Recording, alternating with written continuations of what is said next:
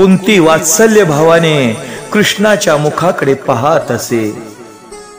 माझ्या भावाचा मुलगा हाच वात्सल्य भाव होय, माझा भगवंत हा दास्य भाव होय। चरणांच्या दर्शनाने तृप्त झाली नाही, म्हणून त्याच्या मुखाकडे पाहू लागली। कुंती भगवंताची स्तुती करते।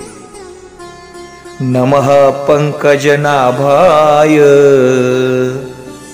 नमः पंकजमालिने,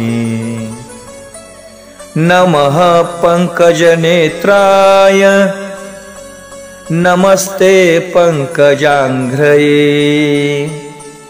याचा भावार्थ असा आहे, ज्याच्या नाभीपासून ब्रह्मदेवाचे जन्मस्थान कमळ निर्माण झाले आहे, ज्याने कमळांची माळ धारण केली आहे, ज्याचे नेत्र कमळासारखे विशाल व कोमल आहेत, ज्याच्या चरणात कमळाची चिन्हे आहेत, अशा देवाला माझे वारंवार नमन असो।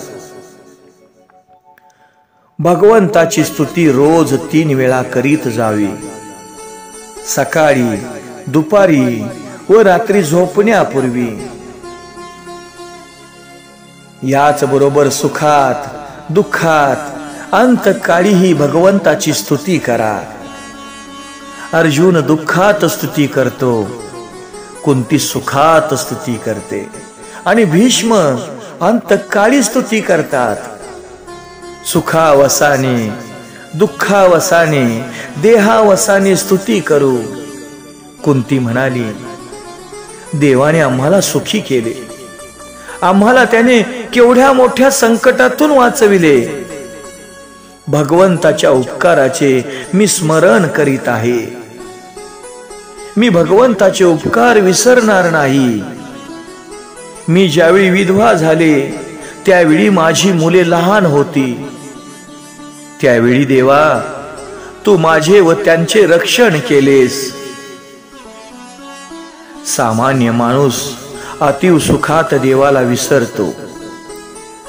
सर्व जीवावर भगवंत अनंत उपकार करीत असतो, परंतु ते सर्व काही जीव विसरून जातो। परमेश्वराचे उपकार विसरू नये। आम्ही ज्यावेळी आजारातून उठतो त्यावेळी देवाला म्हणतो की अमुक औषधाने मला गुण आला, अमुक डॉक्टरांनी मला वाचविले, पण भगवंतानेच मला वाचविले असे मात्र म्हणत नाही। भगवंताचे उपकार मानित नाही। विचार करा की केवळ डॉक्टराच्या औषधीत किंवा इंजेक्शनामध्ये वाचवण्याची शक्ती आहे काय? नाही नाही नाही। वाचविणारा तर कोणी निराळाच आहे। डॉक्टराजवळ जर वाचवण्याची शक्ती असती तर त्यांच्या घरी कुणी मेलेच नसते। तुडुंब पाण्याशिवाय नदीला शोभा नाही, प्राणा वाचून देहाची शोभा नाही, कुंकुवाशिवाय सौभाग्यवती स्त्रीला शोभा नाही, त्याचप्रमाणे कृष्णाशिवाय पांडवांना शोभा नाही। हे नाथ, आम्ही आपणामुळेच सुखी आहोत। जय जय राम कृष्ण हरी।